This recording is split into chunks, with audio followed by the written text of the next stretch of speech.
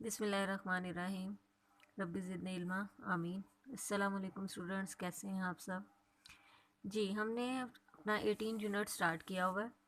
उसका हमने पहला लेक्चर कर लिया हुआ है। आज हम इसका सेकंड लेक्चर करेंगे जो कि है हमारा half life and it's measurement. इससे पहले जितने भी टॉपिक थे वो आपको प्रीवियस वीडियो में मिल जाएंगे।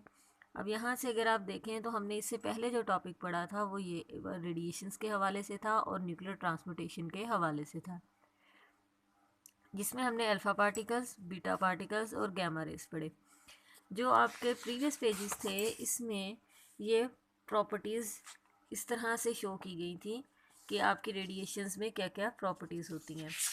लेकिन यहाँ पर अगर आप देखें तो इस ब्लू ब्लॉक में इनको रेडिएशंस या पार्टिकल्स की हेडिंग के साथ इनको डिफ्रेंशिएट किया गया हुआ है।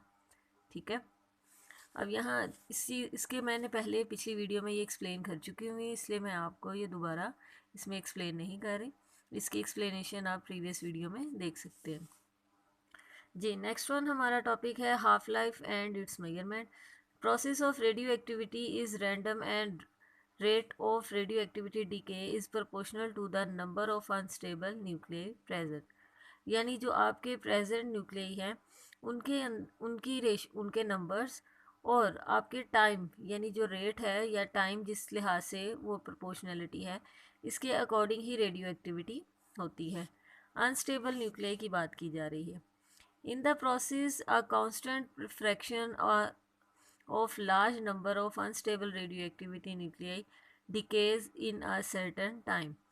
यानी इससे हमें ये पता चलता है कि ये वो प्रोसेस है जिसमें एक फ्रैक्शन यानी कोई भी फ्रैक्शन जो है या कोई भी उसका पार्ट, फ्रैक्शन का मीनिंग क्या है मैथ्स के अकॉर्डिंग, पार्ट ऑफ होल, यानी एक पूरी चीज़ का कोई पार्ट हो। तो आपने large number of unstable radio active nuclei लिए और उनमें डिके स्टार्ट हुआ और एक ख़ास वक्त में जाके वो एक कांस्टेंट फ्रैक्शन बन गया। कांस्टेंट फ्रैक्शन यानी हमें प्रॉपरली पता चले कि ये फ्रैक्शन क्या है, 1/2 है, 1/4 है, इस लिहाज से। So the time life time of unstable nuclei is unlimited and it is difficult to measure it. यानी अगर हम ये कहें कि उसकी पूरी ज़िंदगी के बारे में या कब ये इसकी लाइफ कंप्लीट होगी, तो वो हमारे लिए बताना पॉसिबल नहीं है। We can get the idea about the decay rate of them by the term half life।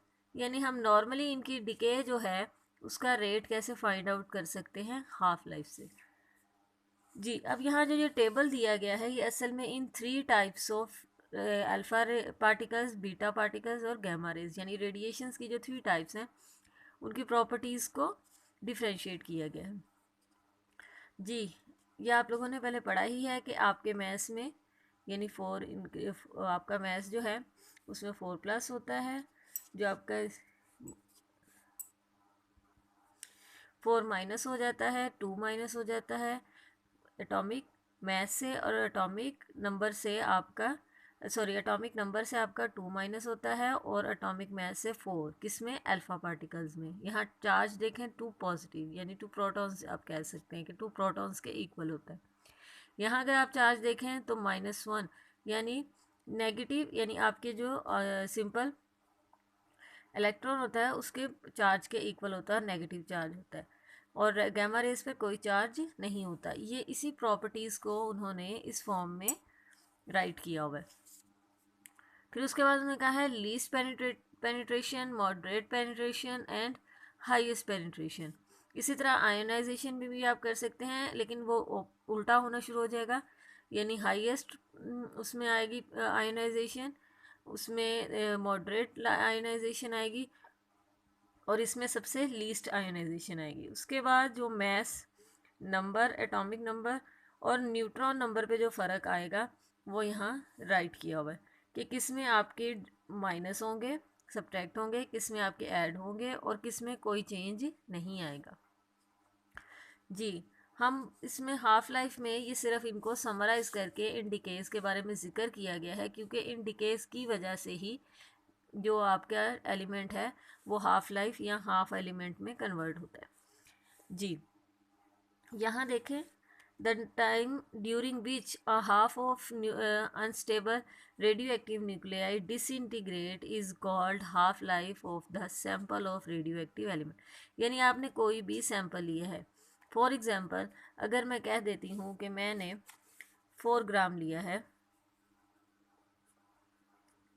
और कुछ टाइम गुजरने के बाद यानी रेडिएशन एक्टिवेट होने के बाद ये 2 ग्राम्स में कन्वर्ट हो गए, तो इसका मतलब है इसने फर्स्ट हाफ लाइफ अपनी कंप्लीट की है।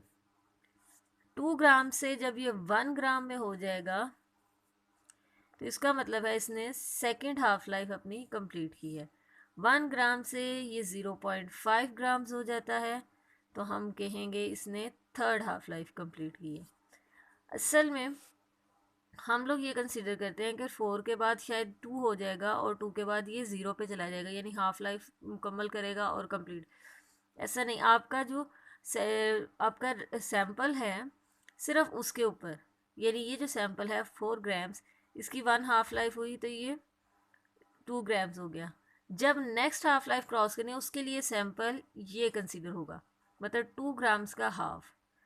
अब नेक्स्ट जब हाफ लाइफ हमने कवर करनी है तो उसके लिए ये सैंपल कंसीडर होगा, लेकिन ओरिजिनल सैंपल आपका क्या है, ये रिमेनिंग सैंपल्स हैं और जब नेक्स्ट हाफ लाइफ ये कवर अप करेंगे तो तब ये as a reference sample use होंगे। यहाँ अगर आप देखें तो यहाँ राइट भी है, a half life is the time a radioactive element takes for the half of given number of nuclei to decay। यानी हाफ लाइफ तो वो टाइम है जिसमें आपका एलिमेंट जो है उसकी जो भी आपने नंबर ऑफ एटम्स लिया है, नंबर ऑफ न्यूक्लियाई लिया है, वो हाफ हो जाए। During a second half life the half of the remaining nuclei decay, यानी जब दूसरी इसमें आप देखें जैसे यहाँ पर था, ये फर्स्ट वाली हमने ली, यहाँ पे 2 ग्राम्स हो गया, ये फर्स्ट हाफ लाइफ किया यानी यहाँ तक लाइन कंप्लीट हुई। During a second half life half of the remaining nuclear decay, यानी जब दूसरी हाफ लाइफ होगी या दूसरा हाफ टाइम कंप्लीट करेंगी तब ये जो रिमेनिंग आपका था वो डिके होगा। इसी तरह जब नेक्स्ट पे आप जाएंगे तो रिमेनिंग आपका मजीद डिके होगा। So in the 2 half lives 3/4 of the original material has decay, not all of it। यानी अगर आप ये सोचें कि एक हाफ लाइफ गुजरी दूसरी गुजरी और आपका मटेरियल ख़त्म हो जाएगा, ऐसा नहीं होता। सिर्फ क्या होता है कि बाय फ्रैक्शन हम इसको कर सकते हैं, यानी यहाँ पर अगर 1 है तो 1/2 और 1/3 यानी थर्ड रह जाएगा, थर्ड क्वार्टर यानी उसका थर्ड पार्ट रह जाएगा आपके पास जी। इसके बाद उसने कहा है every radio active elements has its own characteristic half life, यानी हर रेडियो एक्टिव एलिमेंट की अपनी एक जो है वो प्रॉपर हाफ लाइफ या कांस्टेंट हाफ लाइफ है, यानी जो उसकी फिक्स्ड है उसके लिए। For example radium 226 has the half life of 1620 years, which means that half of radium 226 sample will be converted to the other element by the end of 1620 years. In the next 1620 years, the half of remaining radium will decay, leaving only 1/4 of original amount of radium, and so on। यानी यहाँ पर उसने यही चीज़ discuss की है कि अगर आप कोई भी सैंपल ले लेते हैं रेडियम का, अब रेडियम की एज की हाफ लाइफ कितनी है 1620 years, which convert to the other elements, यानी जो अदर एलिमेंट्स में कन्वर्ट हो जाएगी after the end of 1620 years, यानी 1620 साल गुजारने के बाद वो हाफ हो जाएगा, मतलब एक न्यू अदर एलिमेंट में कन्वर्ट होगी। फिर दोबारा क्या होगा, जो रिमेनिंग आपके पास रेडियम बचेगा वो मज़ीद डिके होना शुरू होगा और वो फिर दोबारा 1620 साल पूरे करेगा और फिर यानी वो हाफ हो जाएगा। इस तरह से अगर ओरिजिनल सैंपल जो आपने लिया था वहाँ तक पहुँचते पहुँचते ये कितना रह जाएगा, 2 दफ़ा 1/4 रह जाएगा। अब यहाँ से अगर आप इसका ग्राफ यहाँ देखते हैं तो ये ड्रॉ किया गया हुआ है, ये मैं आपको रेंडमली एक रफ ग्राफ ड्रॉ करके दिखा देती हूँ जी। ग्राफ क्योंकि आप हाफ लाइफ का ड्रॉ कर रहे हैं और रेट ऑफ टाइम के साथ है तो टाइम इंडिपेंडेंट एक्सिस है, इसीलिए यानी इंडिपेंडेंट वेरिएबल है, तो इसीलिए ये एक्स एक्सिस के अलोंग होगा आपका, ठीक। ठीक है, यानी ये हॉरिजॉन्टली होगा, तो ये एक्स एक्सिस के अलोंग होगा। अब यहाँ पर अगर आप इंटरवल लेते हैं 0, फर्स्ट हाफ लाइफ आपने ले ली 16-20, सेकेंड हाफ लाइफ भी 16-20 होगा, लेकिन 16-20 इसमें ऐड हो जाएगा, तो आप लिखेंगे 30-40, यानी 16-20 में एक और 16-20 ऐड किया। इसके बाद मज़ीद आपने इसमें 16-20 ऐड किया, तो आपके पास बनेगा 48-60। और अगर आप इससे मज़ीद आगे जाएं तो इसको आप ऐड अप करके 16-20 के साथ ऐड अप करेंगे तो वो बन जाएगा, तो यहाँ पर आपका आएगा 64-80। ठीक हो गया, ये टाइम है, और वो टाइम किस में है, ईयर्स में। ठीक है, अब क्योंकि आपकी जो एलिमेंट की जो भी आपने सैंपल लिया होता है वो किस पे डिपेंडेंट है, टाइम पे डिपेंडेंट है, और टाइम इंडिपेंडेंट वैल्यू है, तो इसलिए जो आप इसके ऊपर वाई एक्सिस बनाएंगे, जो वाई एक्सिस होगा वो किसको रिप्रेजेंट करेगा, आपके नंबर ऑफ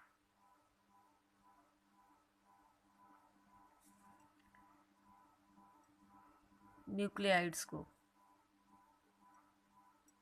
ठीक है, यहाँ पे राइट भी है, इसको हम किससे मेंशन कर रहे हैं, एन से, यानी ओरिजिनल सैंपल अगर आप ये सोचते हैं कि यहाँ पर है, तो क्या हुआ कि वो डिक्रीज किया, 216 साल गुजरने के बाद वो यहाँ पर, यानी हम इनडायरेक्टली यहाँ से यहाँ तक इसको कंसिडर कर रहे हैं, तो आप अगर इसको देख लें तो रैंडमली देख सकते हैं कि इसका हाफ यहाँ पे हो रहा है, तो हम ये कह सकते हैं कि इस पॉइंट पे इतने टाइम के बाद वो हाफ हो गया। ठीक है, इसके बाद जब मज़ीद एक और साल गुजरा तो वो इसके अकॉर्डिंग वो यहाँ पर हाफ हो गया, यानी मज़ीद उतने साल गुजरे 1620 साल, फिर मज़ीद आपके 1620 साल गुजरे, तो उसमें आपने यहाँ से देख लें इसका हाफ यहाँ पे अप्रॉक्सीमेट बन रहा है, ये मैं रैंडमली अप्रॉक्सीमेट लगा रही हूँ।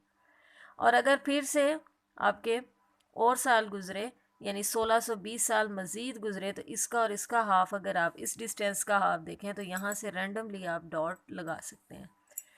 और अगर आप इस ग्राफ को फ्री हैंडेडली मिलाएं, यहाँ से ये, और फिर यहाँ से, और फिर यहाँ, ये कर्व्ड फॉर्म में बनता है। ठीक है, और अगर आप इनके रेफरेंस पॉइंट ड्रॉ करें,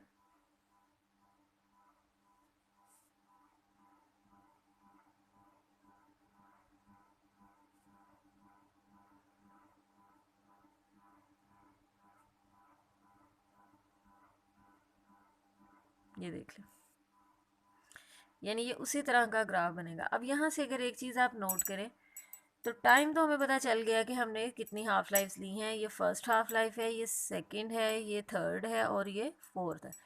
और अगर आप इधर से अगर इसको ड्रॉ करते हैं तो ये आपका बनता है 1/2n, यानी हाफ हुआ।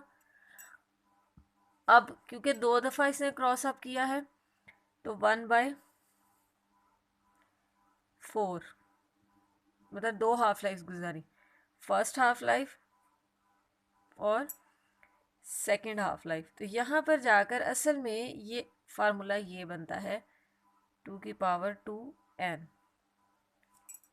2 हाफ लाइफ गुजारी, हाफ का मीनिंग 1/2, इसने 2 हाफ लाइफ गुजारी, इसका मतलब रिमेनिंग आपके पास ये बचा। इसी तरह जब इसने थर्ड हाफ लाइफ गुजार ली, यहाँ पे पहुँचा, तो यहाँ पर आपका इस पॉइंट पे आपकी जो वैल्यू बनती है वो बनती है 1/8n।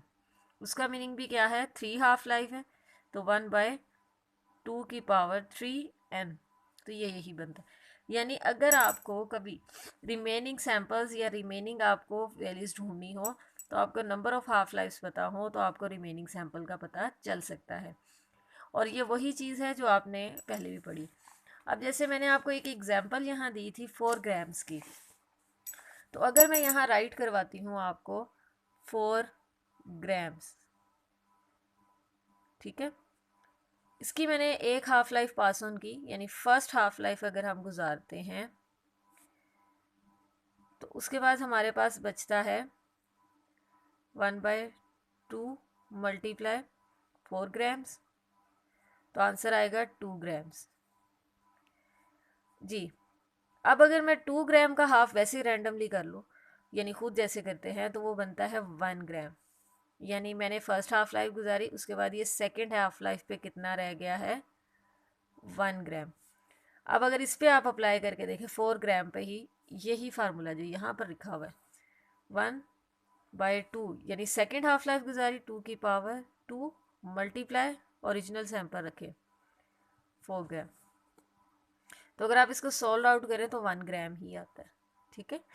यानी ये तो आप रैंडमली मतलब खुद मेंटल मैथ के थ्रू इसको सॉल्व कर सकते हैं, लेकिन अगर आपको ये वाला फार्मूला समझना है या ग्राफ समझना है तो आपको ये समझना होगा कि ओरिजिनल सैंपल के ही रिमेनिंग्स बच रहे हैं, लेकिन वो फ्रैक्शन की फॉर्म में, यहाँ ये वर्ड लिखा हुआ है, यानी आपके पास क्या बचेगी, अनस्टेबल न्यूक्लियाई की फ्रैक्शन बचेगी। फ्रैक्शन मीन होल का पार्ट। तो यहाँ आपने ये ऊपर पढ़ा था कि इसके पास आपके पास क्या बचती है, फ्रैक्शन बचती है, यानी होल का पार्ट बचती है। तो जब आपने इसको देखे तो ये होल, ये आपकी फ्रैक्शन की फॉर्म में आपके पास बच रही है। और अगर आप खुद रैंडमली इधर भी करें तो 0.5 ग्राम्स, यानी इसने थर्ड लाइफ पास ऑन की है, हाफ लाइफ। अब यहाँ पर अगर आप वही फार्मूला अप्लाई करें, हाफ लाइफ ऑफ यानी 3 हाफ लाइफ और 4 ग्राम को ही यूज़ करें, ये रैंडमली एग्जाम्पल है, यहाँ पर ये गिवन नहीं है। तो यहाँ से अगर आप देखें तो अगर आप इसको सॉल्व आउट करते हैं तो इसका आंसर तब भी क्या आता है, 0.5। इसका मतलब है यहाँ पर जो n राइट किया जा रहा था वो असल में ओरिजिनल सैंपल को ही यूज़ किया जा रहा है। लेकिन अकॉर्डिंग टू डेफिनेशन अगर आप देखें यहाँ जो राइट की गई है उसके अकॉर्डिंग ये फार्मूला आपका फुलफिल ऐसे होता है, ठीक है, कि आपका ओरिजिनल एटम तो एटम की जो अमाउंट है या तादाद है, नंबर ऑफ एटम्स, वो हाफ होगी, लेकिन जब नेक्स्ट हाफ लाइफ होगी तो आपके रिमेनिंग एटम्स को हम फुल एटम्स कंसीडर करेंगे, ठीक है। इसी तरह यहाँ पर अगर आप देखें तो उसने यही चीज़ डिक्लेयर की है,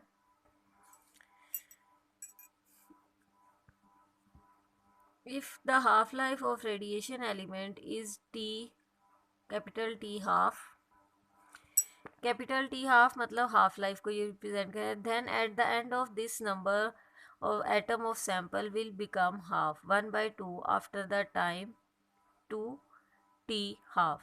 After the second half life of the period, the remaining amount or atoms of becomes 1/2.1/2. It's the meaning 1/2 square 1/4। जैसे मैंने अभी आपको यहाँ पर ये जो प्रोसेस करके, ये जो आपको एक रैंडम एग्जांपल सॉल्व करके बताई थी, तो अगर आप इसको इधर वाली साइड पे सॉल्व करके देखें तो 1/4 मल्टीप्लाई 4 ग्राम्स, यानी यहाँ पर आप देख रहे हैं after second half life, first half life के लिए सिंपल यहाँ 1 आएगा तो सॉल्व हो गया। सेकेंड हाफ लाइफ के लिए क्या है, 1/2 या 2 यहाँ राइट किया गया हुआ है 1/4, ओके। थर्ड हाफ लाइफ के लिए, यानी थर्ड हाफ लाइफ, ये आपके पास जो 2 लिखा हुआ है और 3 लिखा हुआ है, ये मतलब meaning half life, number of half life है। The number of half life remaining after atoms left will be 1/2 multiply 1/2 multiply 1/2। It's the meaning, ये 3 अगर है तो इसका मतलब है 1/2 की पावर के ऊपर हम क्या लिखेंगे, क्यूब लिखेंगे 3, यानी रिमेनिंग आपके पास फ्रैक्शन क्या बचेगी, 1/8। यहाँ पर ये राइट किया गया हुआ है कांस्टेंट फ्रैक्शन, यानी हो, आपने ये डेफिनेशन फ्रैक्शन की पढ़ी होगी कि होल का पार्ट होती है फ्रैक्शन। तो इसका मतलब है कि आप जैसे जैसे हाफ लाइफ गुजारते जाएंगे आपकी बॉडी या सॉरी आपके एटम्स जो हैं उनकी अमाउंट में, उनके नंबर ऑफ एटम्स में क्या आ जाएगा, वो हाफ होते जाएंगे। उसके लिए फिर उसने add at the end the T half life number of atoms remain will be 1/2 की पावर टी।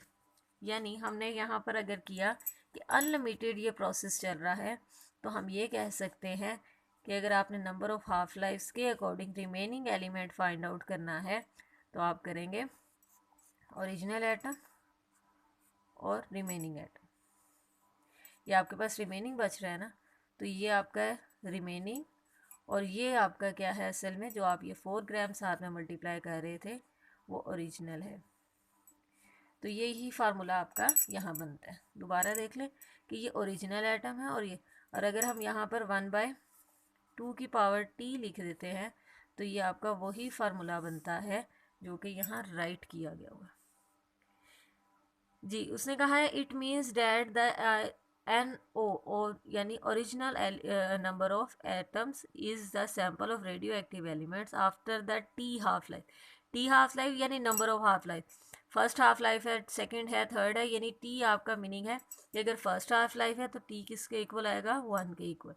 अगर सेकंड हाफ लाइफ है तो T किसके इक्वल आएगा, 2 के, यानी आप इसकी पावर देंगे। Left in the sample can be determined the relation, यानी इस रिलेशन से आप फाइंड आउट कर सकते हैं। Remaining atom is equal to original atom multiply 1/2 t की power t, meaning number of half life. ये यहाँ पर मैंने आपको सॉल्व करके बताया है और उसी से मैंने ये फार्मूला आपको फाइंड आउट करके दिखा दिया है कि यहाँ पर नंबर ऑफ यानी आपके जो t की वैल्यूज चल रही हैं, यहाँ ओरिजिनल एटम्स की तादाद, और आपके पास फिर फाइंड आउट आप उससे क्या कर सकते हैं, दोनों को मल्टीप्लाई करने से remaining. The process of radio active does not depend upon the chemical combination और the reactions. It is also not affected by the any change in physical conditions like temperature, pressure, electric and magnetic field। यानी जो आपका radio active process है वो dependent नहीं है किसी chemical reaction पे, यानी कि उसके लिए कोई आप केमिकल रिएक्शन करवाएं या कोई कॉम्बिनेशन करवाएं, या फिर उसके ऊपर कोई फिजिकल कंडीशन यानी टेम्परेचर या प्रेशर या कोई इलेक्ट्रिक फील्ड या मैग्नेटिक फील्ड अप्लाई करें तो रेडियो एक्टिव एलिमेंट हो, रेडियो एक्टिव प्रोसेस होगा। असल में ये आपको भी पता है कि 82 से अबव जो हमारे एलिमेंट्स हैं वो खुद ब खुद रेडियो एक्टिव एलिमेंट्स हैं। ठीक है, हमारा आज का लेक्चर यहाँ पे ये कंप्लीट होता है हाफ लाइफ का। इसको गौर से आपने समझना है क्योंकि इसी से रिलेटेड हमारी सारे न्यूमेरिकल्स भी होंगे और इसको अच्छी तरह से आपने इसको अच्छी तरह से लर्न भी करना है और समझना भी है। ठीक है, इंशाल्लाह ताला नेक्स्ट वीडियो में हम नेक्स्ट अपने टॉपिक करेंगे। थैंक यू बेटा, अल्लाह हाफिज़।